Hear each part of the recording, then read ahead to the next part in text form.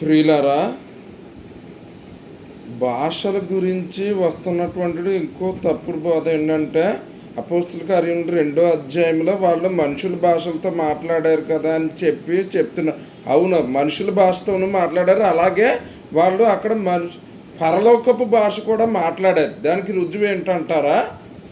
అపోస్తుల కార్యములు 2వ అధ్యాయం 13వ వచనం చూస్తే, అంటే ముందు వచనాలు 11, 12 వచనాల్లో ఆయా భాషలు ఏది క్రేతీయులు, అరబీలు ఎలాగా ఆ లిస్టు చెప్పి 13వ వచనంలో కొందరైతే వీరు క్రొత్త మద్యముతో నిండి ఉన్నారని అపహాస్యము చేసిరి అని అక్కడ రాయబడి ఉండటం మనం చూస్తాం. వాళ్ళు ఎందుకు అలాగ అన్నారు అని మనం కనుక చూసినట్లయితే, కొరింథీ పత్రిక మొదటి పత్రిక 14వ అధ్యాయము 2వ వచనంలో పౌలు ఎలాగ అంటాడు, మనుష్యుడు ఎవడు గ్రహింపడు అని. అంటే మనుష్యుడు ఎందుకు గ్రహింపడు? ఎందుకంటే వాడు దేవునితో మాట్లాడుతున్నాడు. పరలోక భాష అనమాట. అది మనుషులకి ఎవరికి కూడా అర్థం కాదు.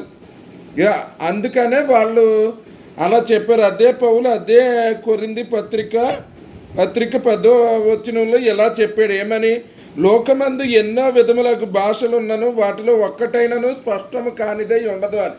అంటే లోకంలో ఉన్న భాషలు స్పష్టంగానే ఉంటాయి, ఎవరో ఒకరికి ఖచ్చితంగా అర్థమవుద్ది. కానీ మనుషుడు ఎవడు గ్రహింపడు అన్నది ఏంటది? పరలోక భాష లేదా దేవదూత భాష అంటారు అన్నమాట. కనుక ఆ భాష కూడా వాళ్ళు అక్కడ మాట్లాడారు, కానీ అది ఎవరు హైలైట్ చేయట్లేదు. అదే పౌలు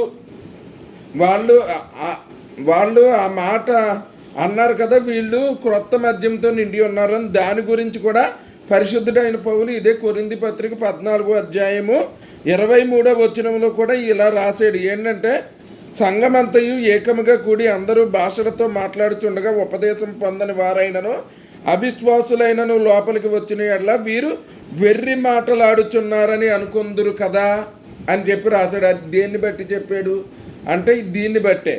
అంటే ఇలాగా అనేవాళ్ళు కూడా ఉంటారు, వీడేదో తాగిపోతున్నాయి. ఎందుకంటే వెర్రి భాష ఎవరు మాట్లాడతారు? తాగుబోతులు.